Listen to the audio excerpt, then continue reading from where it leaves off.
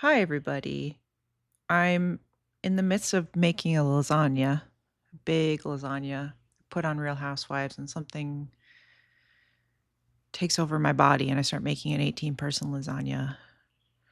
Anyway, while the sauce cooks, I'm going to record this podcast. I'm making lasagna because I'm going out of town. I am going to be staying at a Marriott. I don't mean to brag. Shout out to Jacob Higgins and his 5-day stay at the Courtyard Marriott in Westbury, New York. So next week is going to be a pre-recorded episode. Sorry. Okay.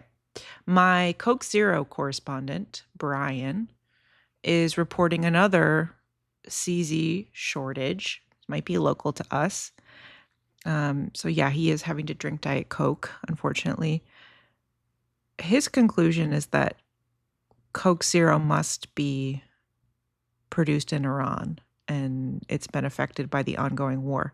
Although I did see an update that because actually of the Strait of Hormuz being closed, some Japanese snack brands have had to change their packaging to black and white because they aren't getting the ingredients to make the proper colors for their packaging.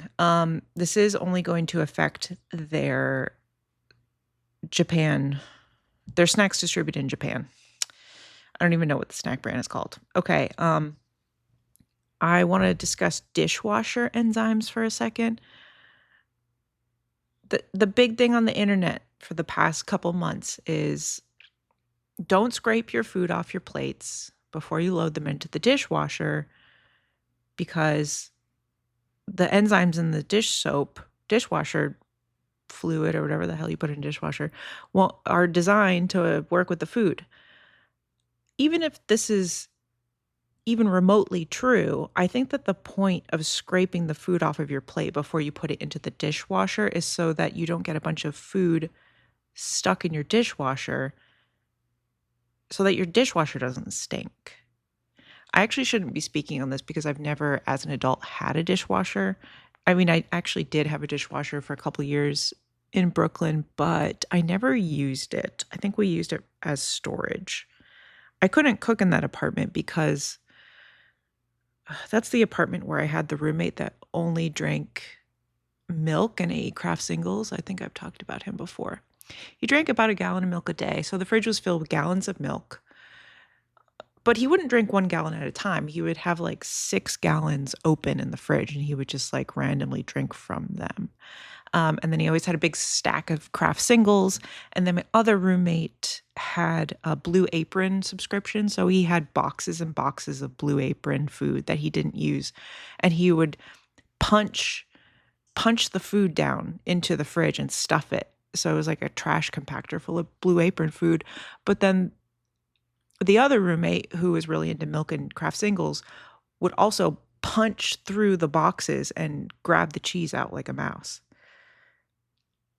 Anyway, speaking of Brian, I forgot to mention that when I went to a dinner party last week that I talked about, he told me that there was going to be someone there that he really wanted me to meet. And he thought I would really get along with her. And then the first thing that she said was that she hated Philly cheesesteaks, and they're the stupidest sandwich to ever be created. So we didn't have a ton to talk about. Speaking of cheese, my vegan cheese correspondent, aka number one listener, is reporting that the vegan cheese brand marketed towards pirates, Rebel Cheese, which we've discussed, is actually really good, despite the alarming price point. She consumed one of the cheese boards. And she also wanted me to know that she wanted all of you to know, actually, that I'm sure that the Waterloo Flavortown root beer float flavor by Guy Fieri is a 9 out of 10. I keep walking past these in the store, I think because of Flavortown. I do think that Guy Fieri is funny, but I don't know if I necessarily support Flavortown. I will say, remember when Guy Fieri would go to places, go to restaurants, I think for diners, drives, and dives. When I worked at Pies and Thighs, he went to Pies and Thighs and featured them. And it really boosted Pies and Thighs' brand. Like, it really increased traffic for them. But here's the thing. When he goes to your restaurant for the show, you have to agree for him to like put a stamp on your wall. Like, he has a stencil and then they spray it on and it's like his face and it says like, like this place was featured by Guy Fieri or whatever. I never knew that because there was a painting hanging over it the whole time I worked there. They were definitely hiding it. But, yeah, it's pretty ugly, but he did really help the restaurant. So don't really know where I land on that debate. Okay, let's switch over to another update that is a little sadder. Cherry and peach news. Now, I'm sure people on the East Coast have been hearing about the cherry and peach and other stone fruit updates. I think we're going to have a stone fruitless summer. I don't know how Georgia did, but in North Carolina, in Virginia, New Jersey, I don't know how New England did. Everybody's lost their cherries and their peaches with that late freeze that we had. Not the trees themselves, but the fruit. We're going to have a fruitless summer. And I've been hearing reports that this was going on in New Jersey. And I was like, let me check my favorite orchard that I've never been to. I've eaten cherries from them, Levering Orchard in South Virginia. I was like, I need to make a point to get cherries this year. I went onto their page. They said 2026 season is for cherries is not going to happen. All their cherry blossoms were killed in the frost. Absolutely tragic. And one of my coworkers has a peach orchard. He has about 600 peach trees. He says he has about 8 singular peaches that didn't die. So he's going to have, assuming that they all mature, he's going to have 8 peaches. So pretty sad. Let's jump over to cruise news. Cruise news is not food related, but kind of, because people do eat a lot of crazy food on cruises. We have another cruise ship that is filled with norovirus. Not 1, but 2. Hantavirus is still happening, I guess. It sounds like the Ebola outbreak of this rare strain in I think it's restricted to Africa. I don't think it's left the continent at this point. Sounds bad for people. Anyway, not that I want another lockdown, but I was like, oh wow, what if? And Brian says that my reaction to a potential world virus is time to relax and that I am an adult cat. Yeah. I mean, I don't actually think that, but I actually, at this point, I do work so remotely that a lockdown would be absolutely useless. I would still just have to work from home, and it would be bad because Brian would be working from home, and I would have to put up with him all day. And speaking of cruises, the Disney cruise stuff is absolutely insane. Probably not surprising to anybody. Do I want to say pedophile on my podcast? That's what it's about.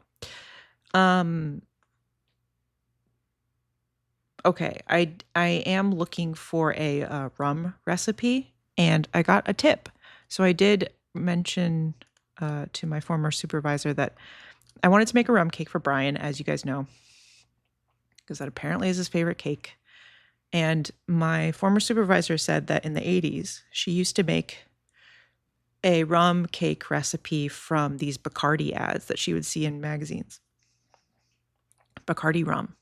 So I found it. Oh my God. I haven't opened the link until now, and the picture is appalling. It looks like a fossilized cake. It looks real bad. I mean, it looks like the texture of a sidewalk. I don't know how else to describe it. Where's the recipe? Oh my God. I don't think there's even a recipe. Okay, batter. 1 cup of chopped walnuts. 1 package of yellow cake mix. 1 3.4-ounce instant vanilla pudding. 4 eggs. Half a cup of cold water. Half a cup of Wesson oil. Half a cup of Bacardi dark rum. And then there's a glaze, which is a 1/4 pound of butter, unsalted, 1/4 cup of water, 1 cup of sugar, half a cup of Bacardi dark rum.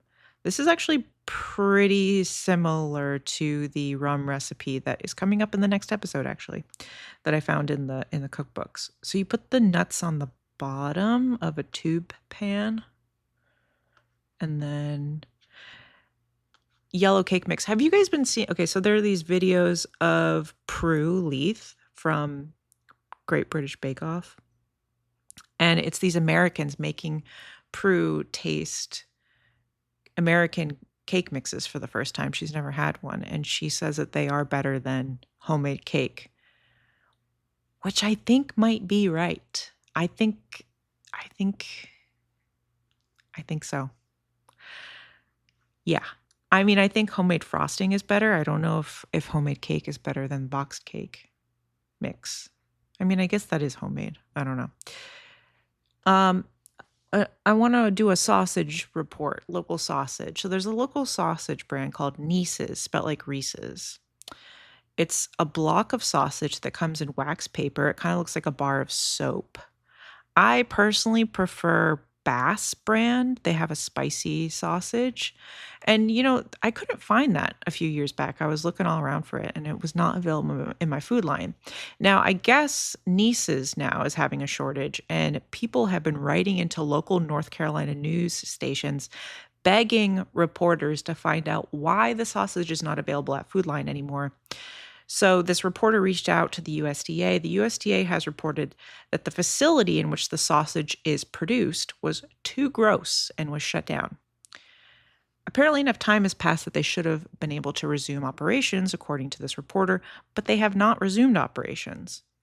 I'm also seeing rumors, mostly in TikTok comments, that someone related to the production of the sausage has died, and maybe that's why they're not producing the sausage anymore. Anyway, local Carolina news for you. This is not local, but Publix. I have a Publix near me now. I've never been to a Publix, I don't think. But they do have a product called Raspberry Elegance Cake that I would like to try. I was at a Publix yesterday, and I begged Brian. He was driving. Please, can we go into Publix? And he said, you're going to buy a cake right now? So we didn't buy a cake. And, oh my goodness, the ingredients look appalling. Let me read you the description. Add a touch of sophistication to your holiday menu with our Raspberry Elegance Cake. It's made with vanilla cake, luscious raspberry filling, and rich cream cheese icing for sweet, subtle tartness your guests will love. Oh, 24-hour advance notice required. Okay. Anyway, that sounds like a cake I would love. What else? I saw this Consumer Reports grocery store price index that was pretty interesting. The article is called Most and Least Expensive Supermarkets. We compared the prices of baskets of goods across dozens of grocery retailers in 6 cities representative of their regions. How did your favorite store do? This was updated February 20th, 2026 by Toby Stanger. This surprised me, I have to say. So they use Walmart as the baseline. So HEB is 0.2% less expensive than Walmart. I wish we had a HEB around here. Costco is the least expensive. It's 21.4% less than Walmart. Then BJ's, then Lidl, then Aldi, then Winco. So let's see who's more expensive than Walmart. Market Basket is 1.2% more expensive. I thought that Food Line would be competitive. It's not even So let's just go up. So Walmart's the baseline, then Market Basket, Target, Wegmans at 7.6%, King Soopers, Safeway, Food for Less, Meijer, is it? I don't know how to say it. Meyer. Food Lion at 12.5% more expensive than Walmart, which I don't know about that. Hannaford, Kroger, Stater Bros, Save a Lot. Publix at 20.3% more expensive than Walmart. Fiesta, Ralph's, Stop and Shop 22.2%. That's what I grew up with. Piggly Wiggly is 22.6%. Harris Teeter, 23.5%. Trader Joe's is 24.6%. I mean, and then it keeps going. Jewel Osco is almost 30% more expensive than a Walmart. Whole Foods, 39.7. Oh my God, Shaw's is 31.9. Have you been to a Shaw's? They're awful. Very interesting. Yeah, I think Harris Teeter, I think it was more of a unique experience when they first started. They're basically a Jewel Osco. I mean, they're basically I don't know. Well, I was surprised by Wegmans, 7.6% more expensive. Wegmans, to me, I've been to a Wegmans once when I first moved here. But Brian's parents always referred to it as the expensive grocery store. But according to this research, it's not. So maybe I will go to Wegmans one day. Okay. Final update before I get into scents. I have a vulture update for you. Vulture as in buzzard, not vulture, the website. The town of Hillsboro, which is near me, has been taken over by vultures because a couple who lives there is feeding the vultures scraps. And the vultures are taking people's roofs apart and defecating all over the neighborhood. There was a TikTok video that I watched that was reporting on this. I don't know why they would do that. Why? Don't feed vultures. Okay, scents. I actually am not really doing a scent update this week because my podcast episodes are getting too long. So I'm going to save the rest of my samples for future episodes when I'm not doing television reviews. But I do want to say, last week I talked about Harmony, which is the brand of like agriculture grade, commercially sold. Well, I don't even know how to describe it. It's fertilizer. Harmony. It smells like Swiss Miss hot chocolate mix, which reminded me of the time I had to move out of my college dorm into my first apartment in Williamsburg, New York, Brooklyn. And my dad took our smallest family vehicle, drove into New York to help me move with the smallest vehicle available. Took my youngest sister with him. She was like 10 at the time and couldn't lift anything. And they helped me move out of my college dorm. It took all day driving back and forth in the smallest car in the world. And my dad, to help me move into my first apartment, brought me batteries, hornet spray for self-defense, and a box of Swiss Miss hot cocoa packets. It was summer. It was like June. I mean, I was moving out the dorms. It was not the time for Swiss Miss hot chocolate. By the time it was cold, they had expired. Okay, let's move on to the internet. I have some 90-day updates. Well, just one actually. 90-Day Diaries is back. 90-Day Diaries started over the COVID pandemic when production crews couldn't film anybody, so they let these people loose and let them start filming themselves. So it is one of my favorite versions of 90 Day because it is a little bit more unhinged. So they're back with Jasmine, who has shaved her head. It's her first time cooking an American Thanksgiving. And, the pressure's on. She has to cook an American Thanksgiving for her husband's family, who are like very Romanian, so I don't really know if the pressure is really on. Anyway, they wanted a turkey. She thought she bought a turkey. She bought a ham, and she spends the rest of the episode crying. All right, some TikTok news. Do you guys know Eggs by Toya? There is a person named Toya who makes eggs, like pickled eggs, flavored pickled eggs. Anyway, she's in jail. I actually heard that she's out now, but yeah, I don't know why I decided to include that update in here. Another TikTok link.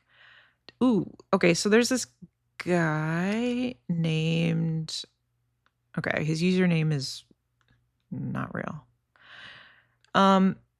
An 1824 tomato soy recipe by Mary Randolph.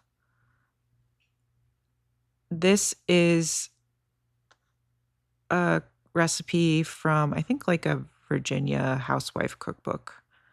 I wish I had written this down. Anyway, people are super annoyed with the guy in this video because he cuts the tomatoes too slowly, apparently. But he just cuts up a bunch of tomatoes and then he layers them in a fermentation crock with too much salt and some onions. And then you let that sit for like 3 to 6 days, and then you cook it down, and then you strain it, and then you add a bunch of spices to it. And that's tomato soy, which I thought was interesting. I mean, people are destroying this guy in the comments. Inedible, they're screaming. Too salty. Too many spices. Looks interesting, though. Dark Wizard. I watched Dark Wizard over the weekend. What do I have to say about this? It was good. I mean, it was too long. It could have been a single episode. I don't know why Netflix needs to do 5-episode docuseries. But it reminded me of, so if you don't know, it's about Dean Potter. He's an extreme climber / base jumper. And it reminded me of, my mom was asking me about somebody the other day, and she was like, oh, like, what does she do? And I was telling her what she does for work. And she was like, oh, what does her husband do?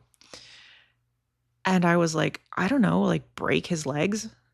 Like, he doesn't work. He's just like an extreme bike rider, and he goes on bike races, and he just keeps breaking his legs.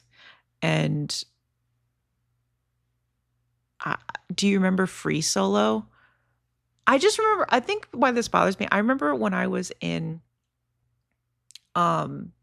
middle school, this guy who had climbed like every mountaintop, including Mount Everest, came and talked to our school, and he had like 8 kids. He said every time he got back from an expedition, he got his wife pregnant, and then he left for another expedition where he almost died. And I just thought, that's the worst person in the world.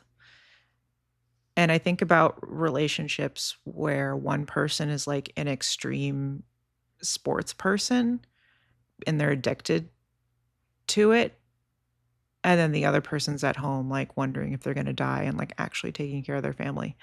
I don't know. I mean, I guess if it's actually their livelihood, that's one thing, but usually it's not. And I don't know why it's bothering me so much. Free Solo is a little bit about that, where, what's that guy's name? Alec. He's in the Dark Wizard documentary. He's like climbing El Capitan, and his girlfriend's at the bottom, like sitting there watching to see if he's going to die or not. I mean, it was her choice to date him. I don't know, but I could not do it. I could not date someone who's constantly breaking their legs. Back to TikTok for a second. My favorite new song is Emerald Jade Green Ball. If you haven't heard it, it's an insane country song. I thought it was AI, but I looked it up, and it's by a woman, a songwriter in Nashville, who makes songs for people for their pets. Like, you can commission her to make a song about your pets. So this song was made for a woman named Deborah who has a lot of pets, one of which is named Emerald Jade Green Ball. There are other pets like Lita Beta Bota Butt, Chippy Dippy Dopey Duck. But I just want to mention my favorite pet name of hers is, she has a chicken named Diva Big Feet. All right, another TikTok link. Let's open it up. Uh, oh my God. This is just a TikTok by someone named Princess Diana Ammonia. Guys, Trisha, she's talking about Trisha. I don't know how to pronounce her last name, Payton. You know who I'm talking about, Trisha Payton, right? Guys, Trisha just said on her podcast that she found out about the COVID pandemic because she went to Benihana at 11 a.m. and there was a sign on the door that said they were closed because of the global pandemic. I can't put into words how much joy and laughter this woman brings into my life. That is an insane way to find out that you're in the midst of a global pandemic, especially at 11 in the morning,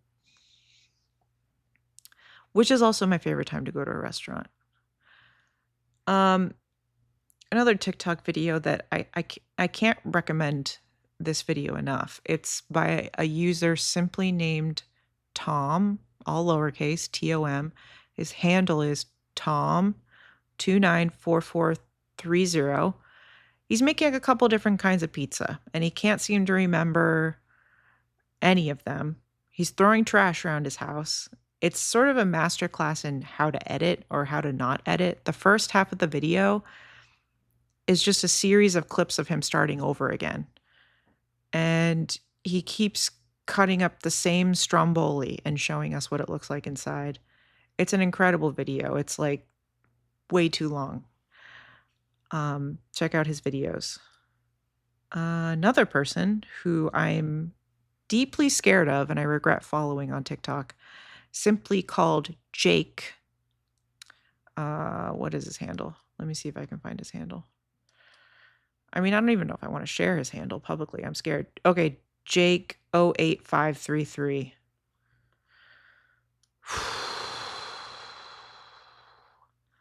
I don't know what he's up to. He's seemingly making Black Russians every day in a blender with like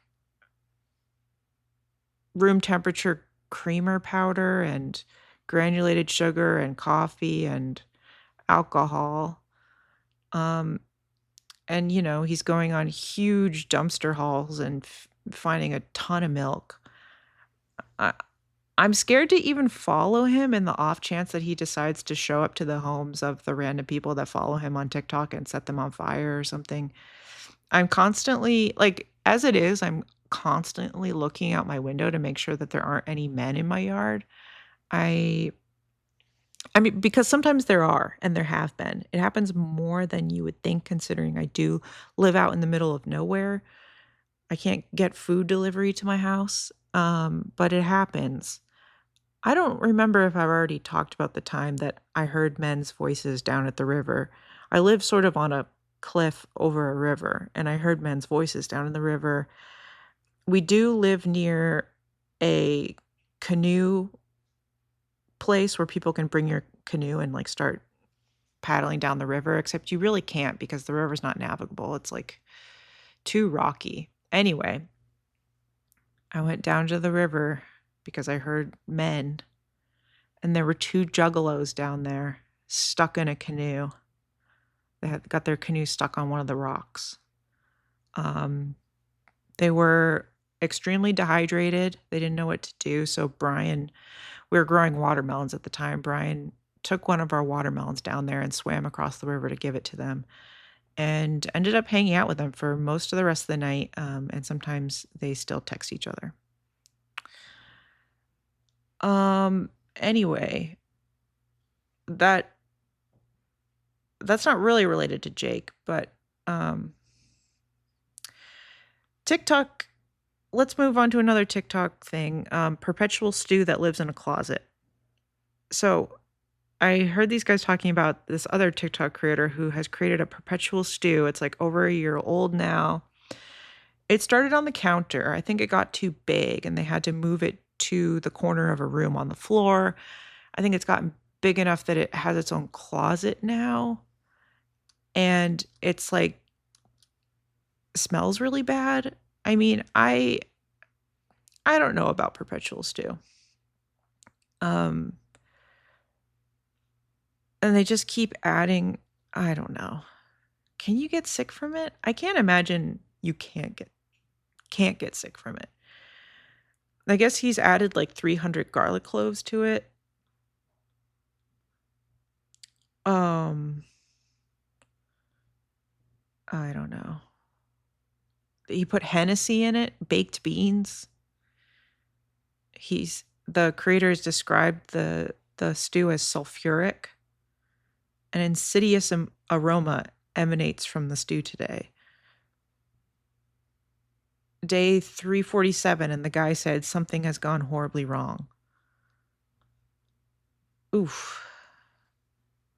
I don't know. Not for me. Okay, let's open up this other TikTok link. Ooh, this is from the Carbaholic. Another. Ooh, what is this? Oh yeah, it's somebody is making cookies in their home, which is kind of scary, but it seems they have a cottage license. It's chocolate chip cookies that are rainbow cookies inside, like the Italian rainbow cookie with the raspberry jam. Ooh, it is looking good. Made by somebody called Red Kitchen in New York City, I believe. Ooh. I think she makes her own, or whoever Red Kitchen is, they make their own like apricot extract to put in there. They make their own vanilla bean paste. Nice. They look amazing. And they have like they're like really thick because they have that interior, and then they have like a big circle of chocolate frosting on top. Okay. I've discovered, actually, I've encountered these cookies before, and I'm just revisiting them now. I really want to make citron biskvier. I don't know how to pronounce Swedish stuff.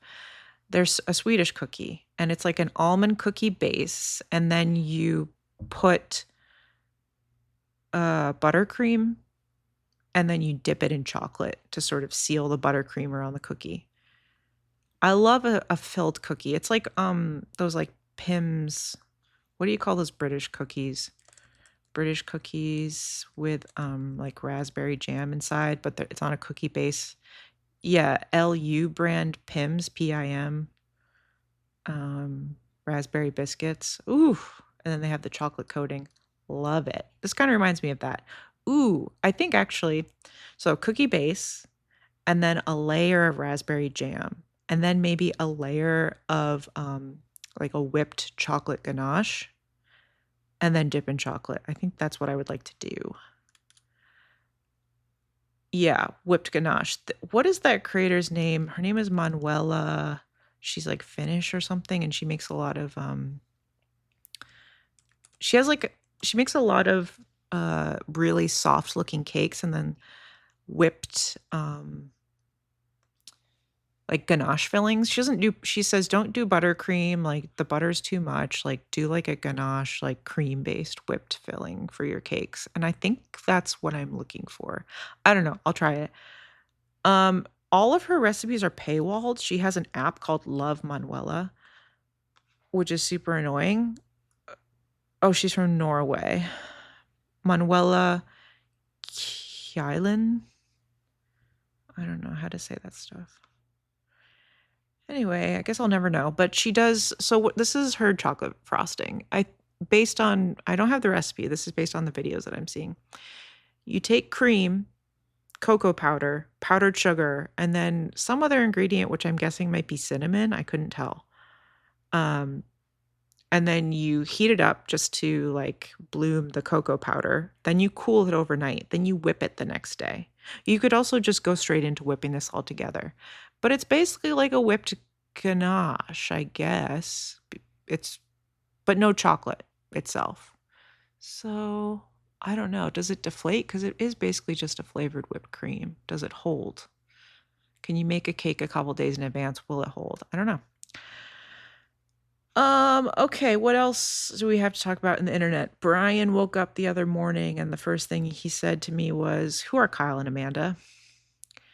So now we're watching Summer House, and I've tried to put on Summer House before, and Brian was like, "Turn this shit off." Now he's obsessed with Summer House. We're watching the current season. We're just jumping right in. I gotta say, they threw like a party where they were all elderly folks, and they rented some furniture to put in the yard. And I was howling at the placement of a giant grandfather clock in the middle of the backyard, which is just perfect, a perfect prop for an elderly person party. Although it does seem like something that would fall onto somebody and kill them. Who are Kyle and Amanda? It's an amazing question. Okay, America's Culinary Cup Season 1 finale. Let's get this over with. I think they should start naming TV shows after their sponsors, like sports arenas. That's my main thought while watching this show. So we could do next season, we could call it Dawn Power Wash Culinary Cup. And then the winner could take home like an actual cup, which is in the shape of a Dawn Power Wash bottle. So their final commandment is to reimagine an iconic dish that has influenced the culinary landscape. So they have three special people join us. Suzanne Goen, Daniela Soto Inez, and Eric Repair. So they're going to present their iconic dishes, which I thought was going to be like, I don't know, the ice cream cone. An iconic dish. Like, what do you think of when you think of an iconic dish? Like lasagna. I don't know. Anyway, these were the least iconic dishes I could have guessed. So Kara has to reinvent salmon caviar, which is Eric Repair's dish. Matt has to reinvent lamb belly barbacoa with passion fruit butter and plain plantain tortillas by Daniela. And then Chris has to reinvent braised beef cheek by Suzanne. None of these dishes are iconic. They're like very specific. Anyway, so that's the first round of the final. Kara makes an XO cream sauce and comes in first. Chris comes in second, so Matt goes home. I feel like Chris is a good example of how sometimes being publicly shamed as an underdog, or like, you know how he's voted most likely to lose and go home?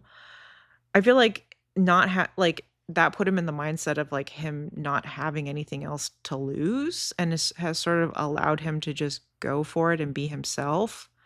Sort of the same concept behind beginner's luck, or like why when people come back on Top Chef specifically, when people like lose and then go to Last Chance Kitchen and then win Last Chance Kitchen and go back, like they've already lost and they're already like, I'm going home.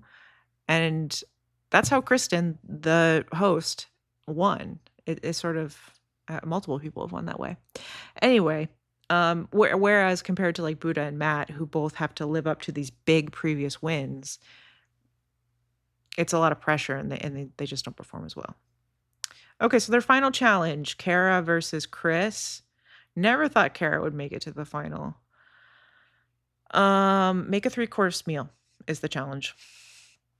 So unfortunately, Beverly is brought back to be Kara's sous chef. Chris brings in a random man who cannot stop referring to him as brother. Padma does an outfit change. She looks like she's wearing a prom dress from BCBG 2005 collection. Chris says that he's constantly thinking about his mom, so he makes a dish about her. It's like, okay, is she like sick or something? Or are you sick? Are you sick in the head, as my mom would often say to me? She would always say that I was sick in the head. Every time I tell Brian something that my mom commonly said or did to me, he screams. He cannot believe this. I would oftentimes when I would talk to my mom when I was little, like ranting like I'm doing right now, she would use her fingers to make a gun shape and then point it into her mouth and pull the trigger, pretend she was killing herself. So Kara wins $1 million by 4 points with her actually very sweet teacup and mochi themed dessert. Imagine if she found out it was actually $1 million worth of Dawn Power Wash that she won. Okay, let's move on to Top Chef Season 23, Episode 10. Rhoda says that she's on Top Chef to distract her parents from the fact that she isn't married with children. It's like, okay, like you got voted off episode 3, so that's like what, 2 weeks of distracting your parents? I mean, she's back now because she won Last Chance Kitchen. So everybody heads to Green Pond Landing, which is definitely a lake, so I don't know why it's called that.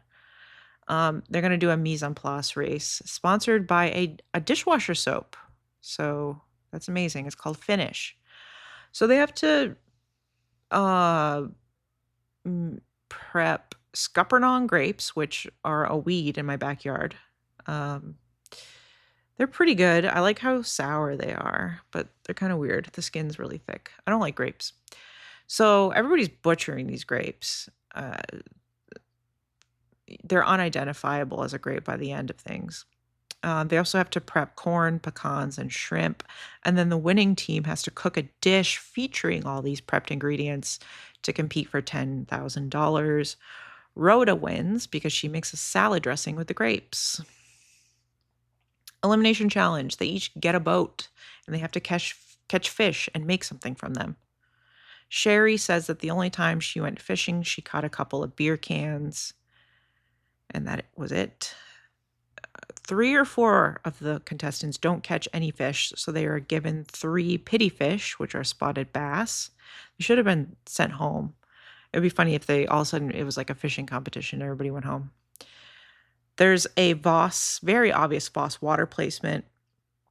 As a reminder, Voss water is the water of choice of murderers. One of the guest judges describes Lawrence's Cantonese steamed fish as bussin'. It looks good.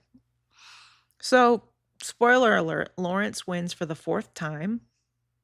4th episode, 4th elimination challenge win with his bussin' fish. He should open a restaurant called Bussin' Fish and Sexy Soup, and it could be located next door to Bussin' Pizza and Pasta, now renamed Bussin' Pizza and Italian Kitchen in Raleigh. So they send DeWin home for serving raw fish, which I was not expecting. I think that Seeger should have gone home. Like, nobody liked his dish, even though his fish was cooked correctly. He served fish over lentils, and everyone was like, what is this? And then he was rude. He was giving sass to the judges. I think he should have gone home, especially because he already was sent home. Everybody liked the taste of DeWin's dish. She just served raw fish, which is actually pretty stupid. Okay, let's get into what I ate last week. May 11th, 2026. It was a Monday. 8 a.m., counterculture coffee with half and half, made at home. 10 a.m., a bowl of bran flakes with milk. 12 p.m., grilled American cheese on olive oil toasted Mount Athos fire sourdough, made at home. 2 p.m., Milton's salt and pepper crackers. 6 p.m., baked pipette rigate in tomato sauce with mozzarella and parmesan, and mixed greens with Marzetti creamy Caesar dressing, black pepper and red wine vinegar, made at home, and a small pour of Miller High Life. 7 p.m., a sliver of brownie and Bluebell cookies and cream ice cream. Yes, I've gone full-blown baby mode, eating American cheese, Kraft single grilled cheese, and just eating crackers that taste like the Ritz Bits cheese sandwiches. I don't know. People around me will not stop talking about American cheese, and I just got it in my head and I had to get it out. I got the Horizon Organic American singles at Whole Foods, which were expensive, but they were on sale. I do think that if you make a grilled cheese with American cheese, you do have to slice it in half straight, not diagonally. That's just my opinion. I got this Mount Athos fire sourdough at Whole Foods, which I think is a way better option than their San Francisco sourdough. Better flavor, better all around. This pipette rigate, I think it was Pantana brand. Is that the brand? Partana? Partana. Partanna. It was on sale. Typically expensive. I mean, it still was expensive. Anyway, I made tomato sauce, did like 3 tablespoons of olive oil, half a white onion, 4 cloves of garlic, some of that Gustiamo oregano, 2 chiltepin peppers, big can of Bianco di Napoli crushed tomatoes, that's the blue can, some chicken stock, some purple basil, and then a pound of the Partana pipette rigate. And then I topped that with a block of mozzarella, ton of Parmesan, and a drizzle of La Tourangelle olive oil. It's pretty good. May 12th, 2026, it was a Tuesday, 9 a.m. Counterculture coffee with half and half, made at home. 10:30 a.m. A bowl of bran flakes with milk. 12 p.m. Grilled American cheese on olive oil toasted Mount Athos fire sourdough, made at home. 6 p.m. Chicken katsu and romaine lettuce with Parmesan, Marzetti, creamy Caesar dressing, black pepper, and red wine vinegar, made at home. Now, when I fried these cutlets, I had a lot of foaming happening, and I Googled why this was happening. And honestly, all of these reasons are exactly what was happening. Let me read them to you. Excessive moisture. Introducing wet, frozen, or battered food creates rapid steam release, causing the oil to bubble and foam. Yes, the chicken cutlets were still a little bit frozen in the middle. Degraded/old oil. Overused oil breaks down, becoming more viscous. Yes. The thickness makes it easier for steam to get trapped in the oil, causing a foamy head like beer. Yes. So I was using like oil that I'd used twice previously. So yes. Food debris/particles. Accumulated breading, flour, food particles, particularly proteins and starches at the bottom of the pot, act as contaminants that encourage foam. Yes, that a lot of the panko falls to the bottom. Overheating. Frying at too high a temperature causes the oil to break down faster and foam. Yes, I did overheat my oil a little bit. Now, I will say that the one like, not common denominator, the X variable, I don't know. The one thing that's different is I really think like it was extra degraded old oil. I usually don't use oil like 3 or 4 times. I usually like use it a couple times and use it up. Like I use it up. So I really think this was like an old oil thing, but also all of it. Anyway, it's like a perfect storm. May 13th, 2026, it was Wednesday. 7 a.m. Counterculture coffee with half and half, made at home. 9 a.m. A cup of room temperature coffee from Weaver Street Market with half and half. Cake room. A leftover box of coffee and assorted bagels from Weaver Street Market with a note to say that there is cream cheese and half in the fridge. New York Times cooking page-a-day recipes for saltfish bourgeois, salted cod salad, crisp gnocchi with sausage and peas, sausage, egg, and kale casserole, changua, which is Colombian bread and egg soup, oyakodon, which is chicken and egg rice bowl, air fryer sweet potato fries, and spicy honey chicken with broccoli. That ends the recipes. And 2 pink boxes of assorted donuts. 10:30 a.m. A chocolate frosted donut and a glazed donut at the office. 6 p.m. Frozen Bellateria garlic chicken Alfredo pizza and half a bottle of Miller High Life. I've never been so excited to have forgotten to eat breakfast in my life. I got to work and there were bagels and coffee. Now, the leftover coffee was room temperature, but it was still delicious. Weaver Street makes a great coffee, I guess. Weaver Street Market is like an expensive co-op type place. They have a few locations in the Triangle. They sell a lot of farm produce. When the farm that Brian used to work at sells a lot of stuff there, the farm I used to work at sells a lot of stuff there. Anyway, so many New York Times cooking recipes. Sorry if that was confusing. I think that New York Times Cooking should release a new game, or just New York Times Game should release a new game where it's a word jumbler that automatically generates random New York Times cooking recipes. But it also seems like they already have made one, and that's how they're generating all these recipes. So there were donuts at the office, which is the big highlight of my day. So not such a bad day to be at the office. I had a divinely fat donut and then a glazed donut. Spent the rest of the day trying to figure out where these donuts were from. They were in 2 unmarked pink cake boxes, like the square type of box that's tall enough to fit like a 8-inch cake, 8 to 10-inch cake. Now, I didn't want to run up to the new desk person that we hired to ask where the donuts were from as our first interaction. Like, I haven't met her, and she was the one who put the donuts in the break room.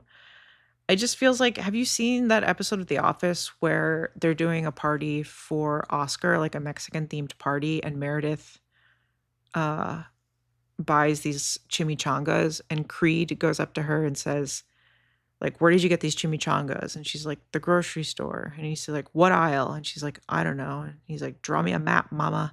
Like, that's what it felt like. I like go up to somebody I've never met.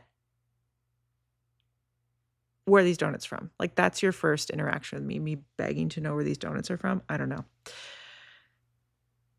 Part of why they were probably so delicious to me was that I don't live near donuts anymore.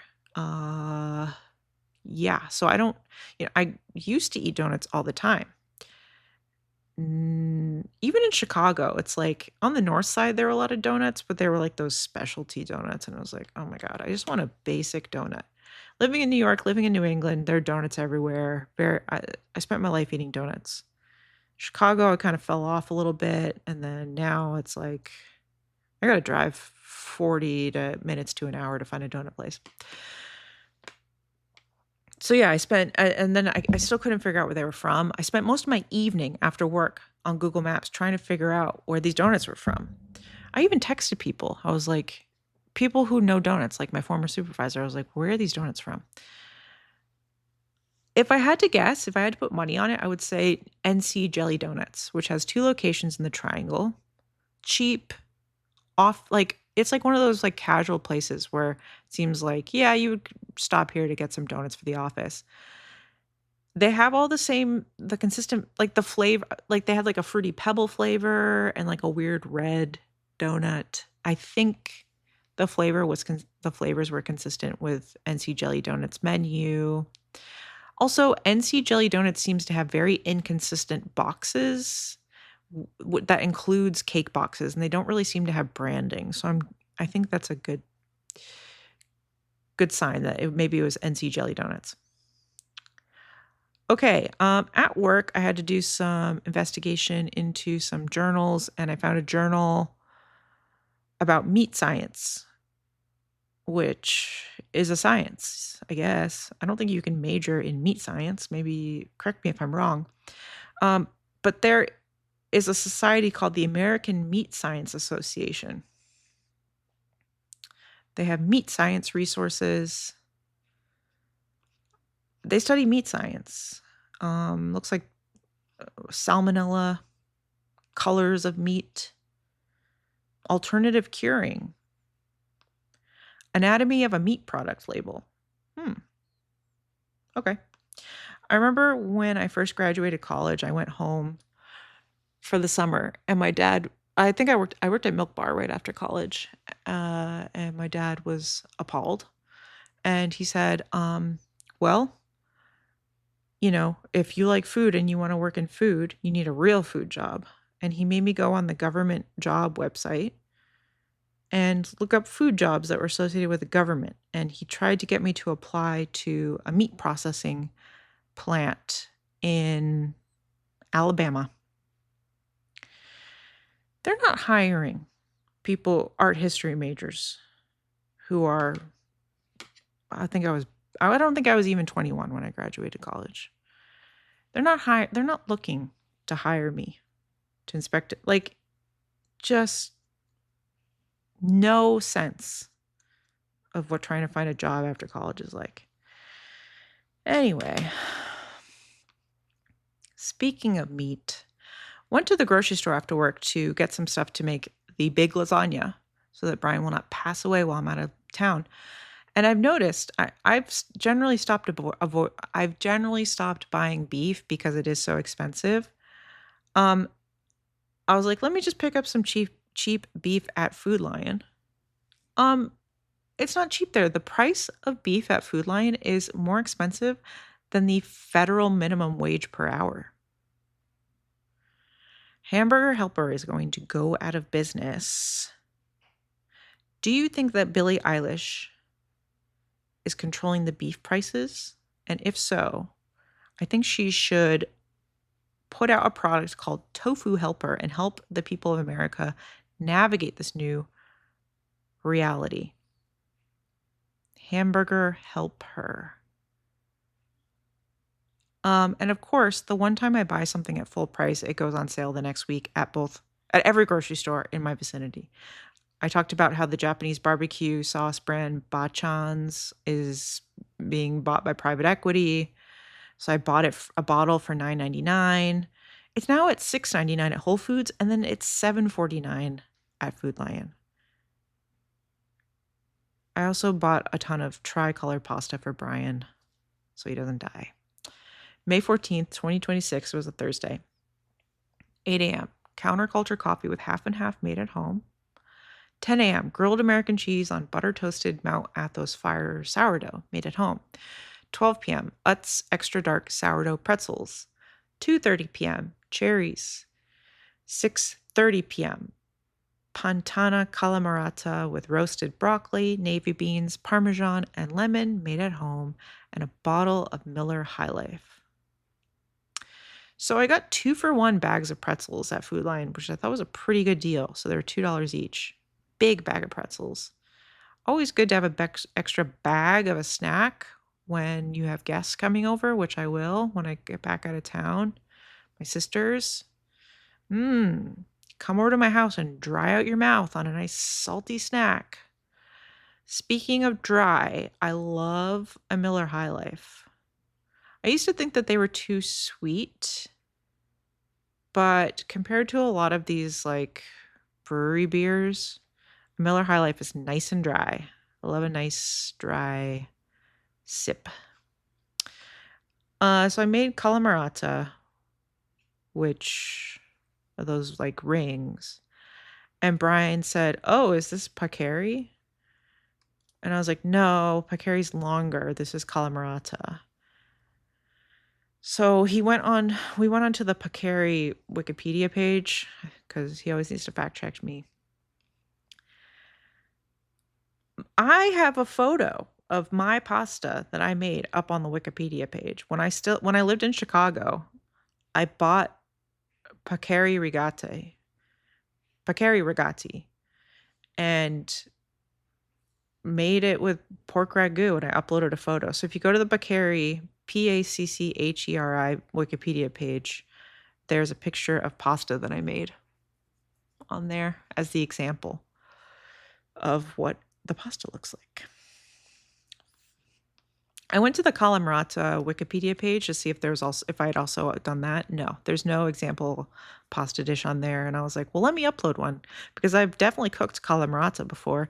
I bought Calamarata for that New York Times kale Caesar pasta salad recipe that I made last Thanksgiving with my sisters with like the garlic lemon. I bought Meyer lemons and made those garlic Meyer lemon breadcrumbs, which are delicious. No, I guess I didn't take any pictures of it like an idiot. So can't do that. Anyway. What else? Brian and I were watching Watch What Happens Live that night, and Nick Lachey was on.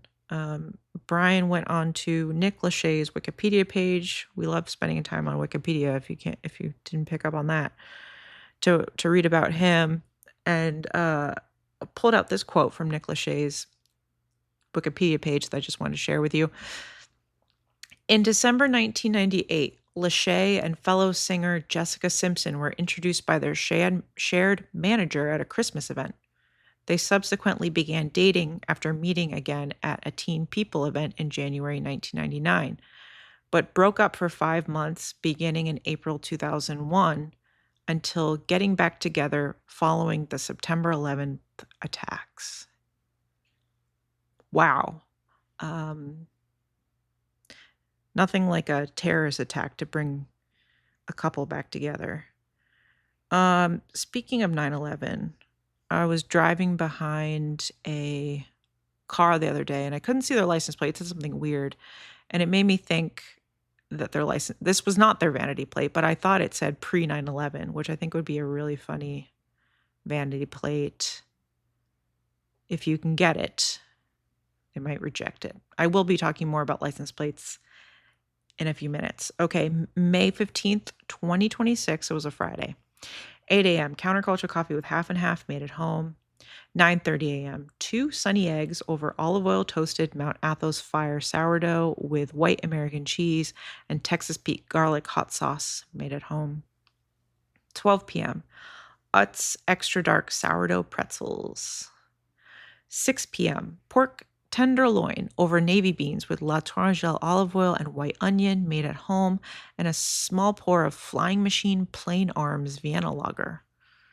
7:30 p.m. Bluebell cookies and cream ice cream. Pork tenderloin. This was a Smithfield brand garlic and herb flavored tenderloin that Brian's parents did not want and gave to me. They said they don't like pork, even though Brian's mom is constantly declaring that she loves ham, except on holidays, apparently. No one will eat ham with me.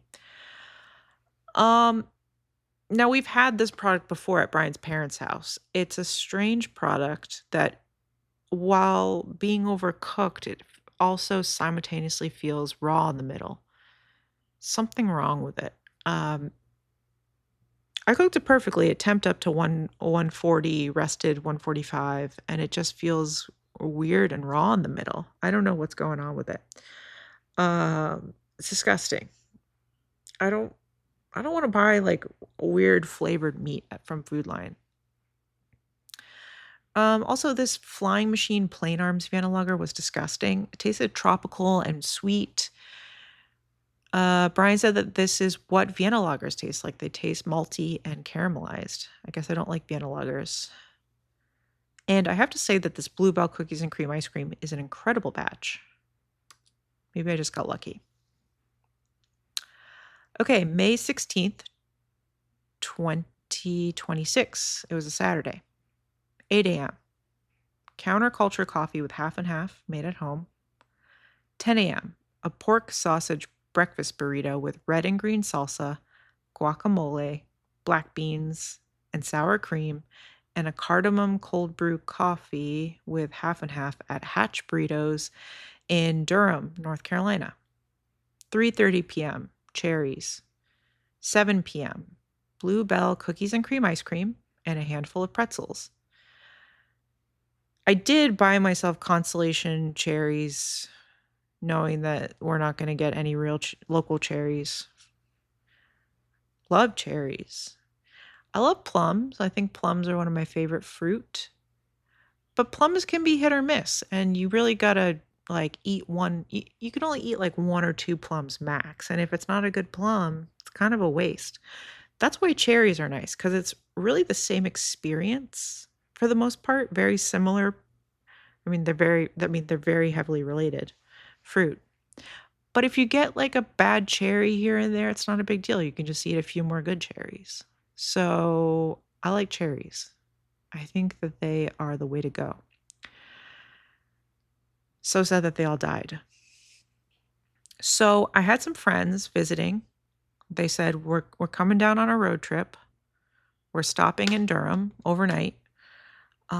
So we got breakfast together and we went to Hatch. Now, you will remember that my friends from Austin, Texas came through on a road trip a few months earlier, and they went to Hatch for breakfast, and they were not impressed. They said it was okay, but the interior was beautiful. Now, if you're living in Austin, Texas, and you have access to breakfast tacos and breakfast burritos 24/7, yeah, these are probably not going to be good. Now, Hatch, the owners are from New Mexico. They've been in the Durham area for a while. Brian used to work for the owner's brother at Gocciolina, which is an Italian restaurant. They use a lot of farm produce. So his sister opened Hatch, and she also opened Accordion Club in Durham with her former partner / husband. I don't know what the ownership status is these days. Anyway, um, so we went to Hatch. This was my out of town friend's choice. I gave her a bunch of choices. I was like classic diner choices, like Elmo's Silver Spoon, breakfast burritos. I heard Esmeralda Cafe is good for breakfast. I've never been. Um, Apparently people go to Google Huff for breakfast. I've never been. The cold brew was great. It's steeped with cardamom, allspice, and cinnamon. Not bad. And these huge black beans. The black beans were huge. I don't know where they're getting them from, but those were great. Everything else was fine. The salsas were fine. So they recommend that you get everything Christmas style, like smothered, which is an extra $6, which I did. Comes on a huge plate. It's a good portion. The salsas were fine. The heat level was good. Came with a lot of melted cheese, which was nice on the outside, sort of swimming in the salsas. The guacamole was like very processed, like too processed in my opinion. I like a like some texture in the guacamole, please. The sour cream was amazing. It tasted like they mixed MSG into it or something. The contents of the burrito itself were underwhelming, and I have seen a lot of mixed reviews. The eggs were very like plain and unsalted. There were huge chunks of steamed potatoes that could have benefited from some like roasting or caramelization or frying of some sort, maybe some extra salt. I got I got pork sausage, which was not anything flavorful. Maybe I ordered the wrong thing. Maybe more of like a stewed meat option would have been great. Maybe some cheese on the inside would have been great. Some beans. I don't know. It was just like, okay. They were out of tamales, which was disappointing. I would have liked to try one of those. For the amount of like work and labor that went into creating this dish, there was just like not enough like dynamism. It was sort of flatline. Now let's check out the menu because I would consider retrying it. Also, the cold brews were very expensive, $7 each. I don't know, that's crazy. The adovada burrito, maybe I would try that next time. It's pork shoulder braised in mild red chilies. It comes with a lime crema, which, yeah, maybe a lime crema really would have helped. I think they should fry their potatoes, and I think the potatoes should be smaller. They have a pork belly burrito. They have lunch, green chili stew. I think Brian got steak. Yeah. Anyway, it was nice catching up with actually this friend who I worked with at Milk Bar. It's funny. The other people who visit us from Austin, I also know them from Milk Bar. I don't know, all these Milk Bar people are visiting all at once. So, and she is. I've told maybe this story a few times. When I worked at Milk Bar, this friend worked up in the office, and um, she like a lot of people brought their dogs into the office at that time, and she was bitten by them. And anyway, I've Brian has heard me tell that story so many times, and then finally I was like, this is the person I've been talking about who keeps who got bitten by dogs at Milk Bar. So I met this friend's boyfriend for the first time. I guess they went to college together, but started dating during the pandemic. And it turns out he's a fellow license plate enthusiast.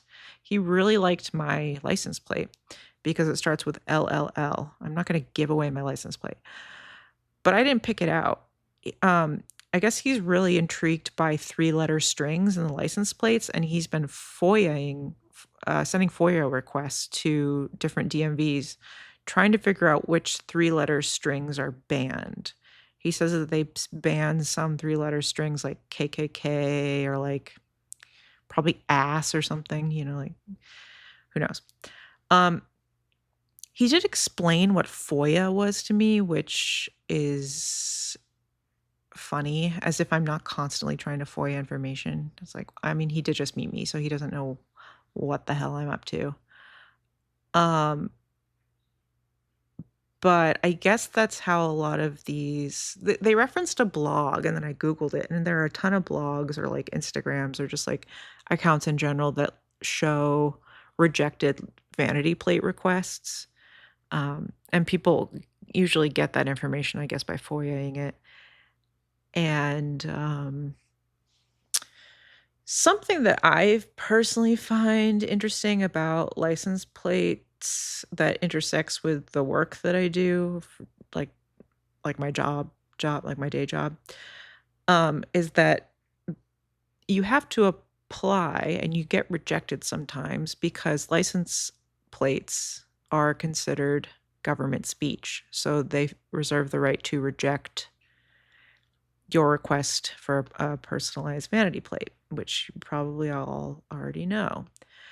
But that concept is sort of bleeding over into libraries, and it's becoming a slippery slope. Now, a lot of Southern public libraries, Southern governments who control the public and state libraries are using the same logic to claim that book selection in public and state libraries by librarians is also government speech. And so now it's a way to censor librarians and exclude certain types of books from libraries. And that's becoming more of a thing.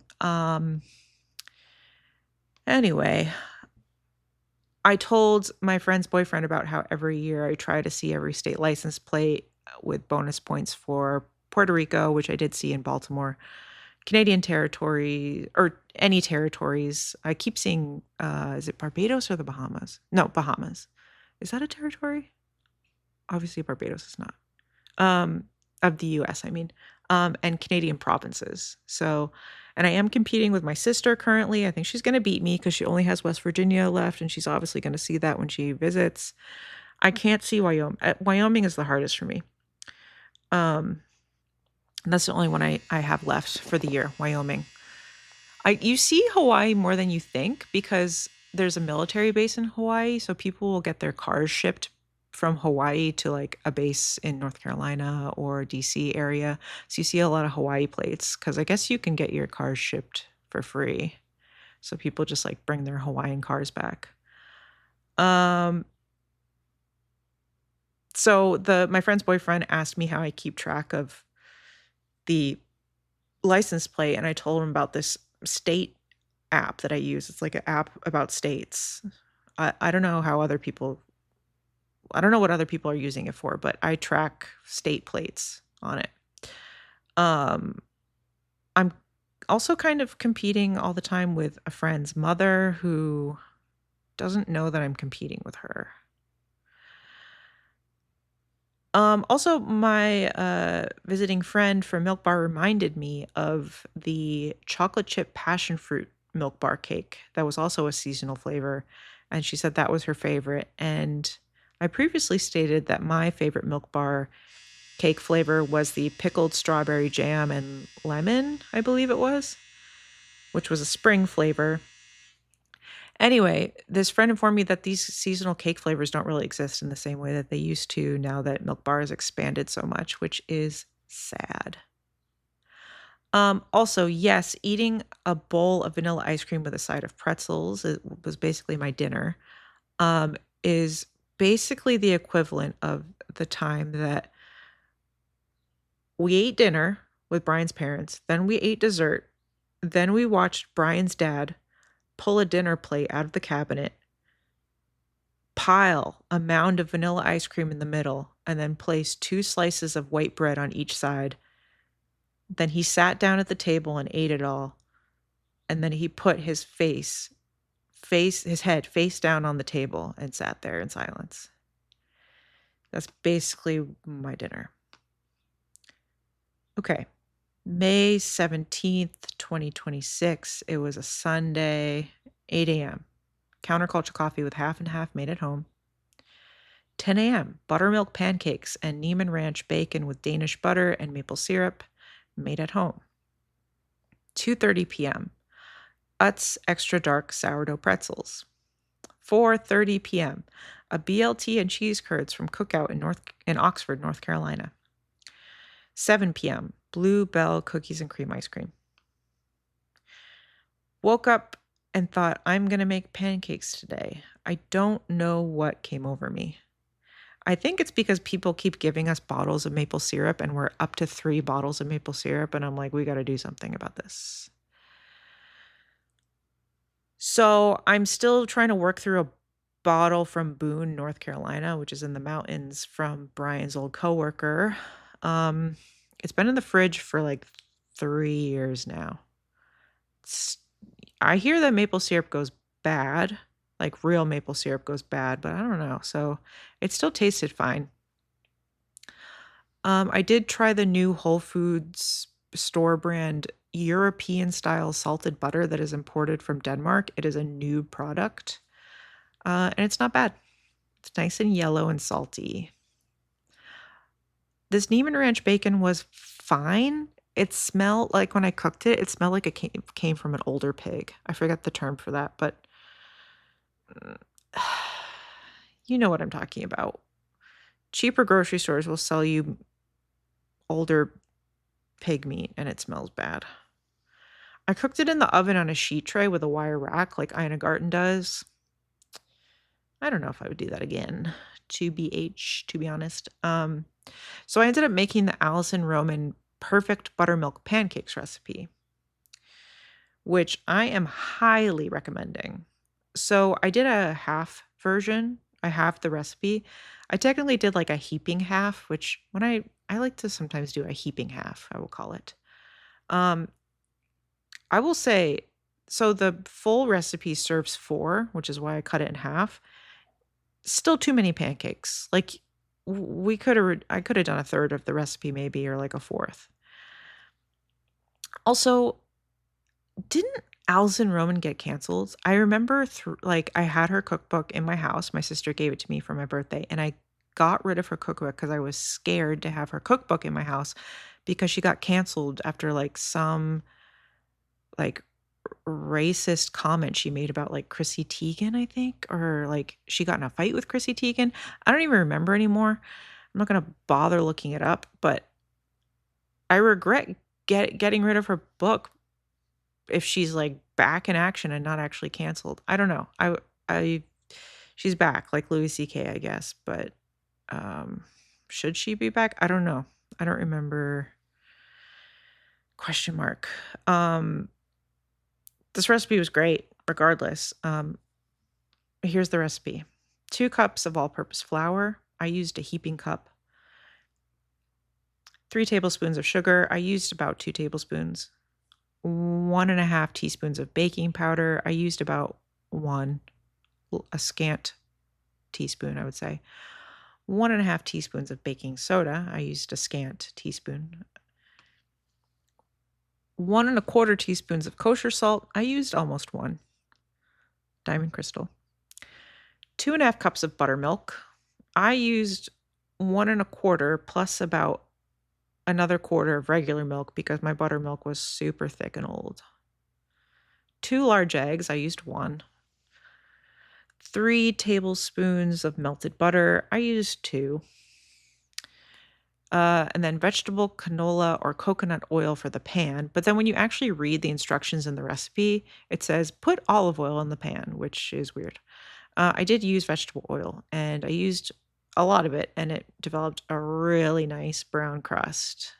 These were great. Brian was super impressed. They were super fluffy. Yes. I would make them again, 100%. Drove up to Cookout. Brian did farm work all day, and he got back and he said, do you want to go to Cookout? Sometimes we do share a brain. So we drove to Cookout. I did have to fill up my car with gas at the Walmart, which has the cheapest gas around, cheaper than Costco. It is insane though, because everybody there is trying to pay with cash. So they just like park their cars in front of the pumps and then like abandon them, and then you're just sitting there forever.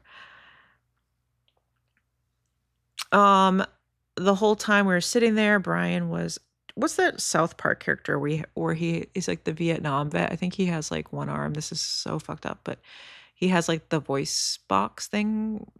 What do you call it when someone has their like the tracheal thing in their neck? Dogs like this. Brian was pretending to be that character, and so it was not a total waste of time. It was pretty funny. What did he say that made me laugh? I wish to God they would get rid of that Little Caesars and put in a Hooters so we could sit down somewhere. Okay, unfortunately, we went to Cookout and I panicked, freaked out. I never know what to order at Cookout. I wanted to try the corn dogs, but I know they're not good, but I wanted to try something different. Freaked out and ordered BLT, which is insane because Brian and I split a whole pack of bacon that earlier that morning, so I did not need more bacon. Lord needs it. And then I got a bunch of cheese curds and a Coke Zero. All right. Talk to you later.